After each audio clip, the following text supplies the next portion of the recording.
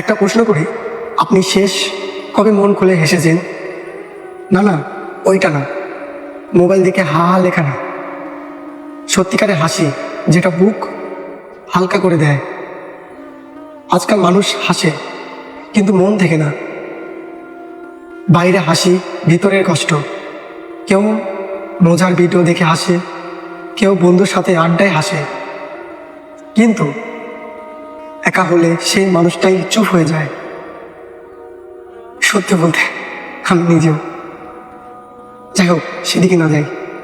আপনার সাথেও কি এমন হয়? আমরা ভাবি হাসি মানে শুধু আনন্দ, কিন্তু ইসলাম আমাদের শিখিয়েছে হাসিও একটা ইবাদত হতে পারে। হ্যাঁ, অবাক লাগছে তাই না? রাসূলুল্লাহ সাল্লাল্লাহু আলাইহি ওয়াসাল্লাম সবসময় হাসি খুশি থাকতেন, কিন্তু তিনি কখনোই অতিরিক্ত হাসতেন না। হাদিসে এসেছে অতিরিক্ত হাসি হৃদয়কে মেরে ফেলে। এখন ভাবুন আমরা স্বাধীন কি করি? ফোন রিলিজ, মজার ভিডিও, হাসতে হাসতে সময় নষ্ট। কিন্তু কখনো কি ভেবেছি এই সময়টা আল্লাহর স্মরণ দিতে পারতাম? আবার একদম হাসা বন্ধ করে দেওয়ারও ঠিক না, কারণ রাসূলুল্লাহ সাল্লাল্লাহু আলাইহি ওয়াসাল্লাম নিজেও হাসতেন। তিনি এমনভাবে হাসতেন শুধু দাঁত দেখা যেত, জোরে আওয়াজ করে না। কেন জানেন? ভাবুন তো। আচ্ছা যাই হোক, কারণ ইসলাম সব কিছুতেই ব্যালেন্স শিখায়। এটা কি আপনি বিশ্বাস করেন? ভাই, বিশ্বাস না করলেও এটাই কিন্তু সত্য। ইসলাম প্রতিটা ক্ষেত্রে, প্রতিটা বিষয়ে সে একটা ব্যালেন্স নির্ভর করে, লিমিট রাখে। ঠিক আছে, তো সেটা এখানে বলা হয়েছে, কারণ ইসলাম সব কিছুতেই ব্যালেন্স শিখায়। আমাদের সব কিছুতেই আল্লাহ তাআলা সব কিছুই করতে দিয়েছে, কিন্তু সীমার মধ্যে থাকতে হবে, সীমার বাইরে নয়। তো যাই হোক, আপনি হাসবেন, কিন্তু এমন না যে নামাজ ভুলে যান। আপনি আনন্দ করবেন, কিন্তু এমন না যে গুনাহ করে যান। আজকাল আমরা এমন কন্টেন্ট দেখি যেখানে মানুষকে নিয়ে মজা করা হয়, কাউকে ছোট করা হয়, কাউকে নিয়ে টল করা হয়, আমরা হেসে উঠি। কিন্তু জানেন, হাদিসে এসেছে কাউকে অপমান করা বড় গুনাহ। আপনি যার উপরে হাসছেন, হয়তো সে আল্লাহর কাছে আপনার থেকে বেশি প্রিয়। কি হতে পারে না? অবশ্যই হতে পারে ভাই, এটা মানতে হবে। যাই হোক, ভাবুন আপনি হাসছেন আর আপনার গুনাহ বাড়ছে, কত ভয়ঙ্কর না? এখন কেন বলতে পারেন যে ভাই কেন আমি হাসছি আর আমার গুনাহ বাড়ছে? কেন জানেন? ওই যে আমরা যাকে নিয়ে হাসছি সে তো একটু কষ্ট পাচ্ছে, পাচ্ছে না? অবশ্যই পাচ্ছে। আর আল্লাহ তাআলা বুঝছে, দেখছেন। এই জন্যই আপনার গুনাহ বাড়ছে। ফেরেশতারা, আল্লাহ তাআলা ফেরেশতাদের নির্দেশ দিয়েছে, এটা দেখভাল করছেন তারা। যাই হোক, অনেক ভয়ঙ্কর তাই না?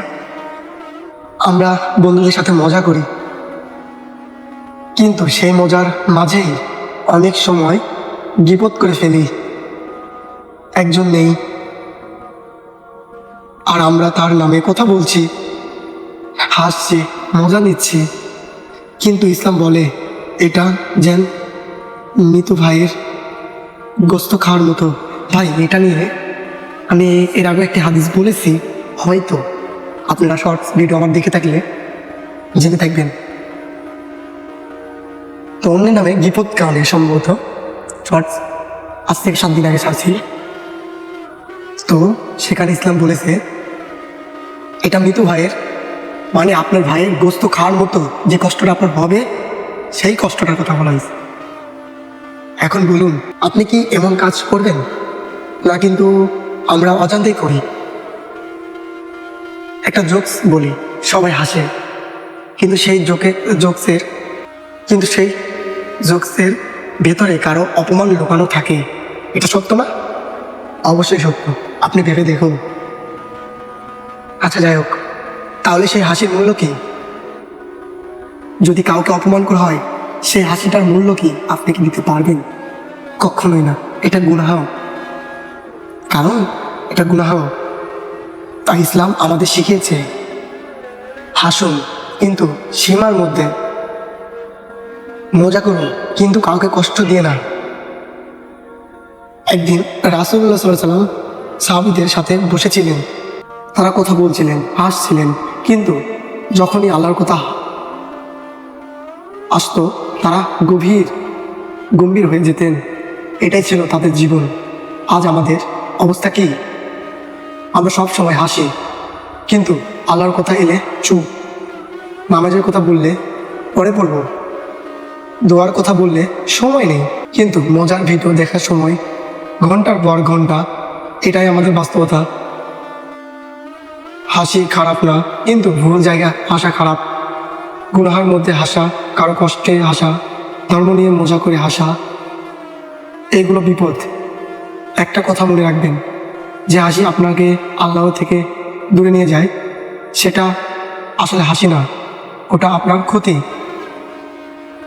আর যে হাসি আপনাকে শান্তি দেয়, কাউকে কষ্ট দেয় না, আল্লাহকে ভুলিয়ে দেয় না, সেটাই আসল হাসি। জীবন খুব ছোট। আজ আছেন, কাল নেই। আজ আপনি হাসছেন, কাল হয়তো আপনার জন্য মানুষ কাঁদবে। তাই সময় থাকতে নিজেকে ঠিক করুন। হাসুন কিন্তু সীমার মধ্যে, মজা করুন কিন্তু হালাল পথে, জীবন উপভোগ করুন কিন্তু আখিরাত ভুলে না গিয়ে। শেষের একটা কথা যেটা সবাইকে বলতে চাই, নিজেকে পরিবর্তন করা শিখুন। যা ভুল করেছেন, যা ভাবছেন, সব কিছুই পরিবর্তন করুন। ইসলামের পথে ফিরে আসুন, হয়তো আপনার জীবনটাই সুন্দর হবে। শেষে একটা প্রশ্ন আপনার জন্য রয়ে গেল, আপনার হাসি কি আপনাকে জান্নাতের দিকে নিয়ে যাবে নাকি জাহান্নামের দিকে? একটু ভেবে দেখুন এবং অ্যান্সার দিন। যদি মনে হয় বদলানো দরকার, আজ থেকে শুরু করুন। কমেন্টে লিখুন, ইনশাল্লাহ।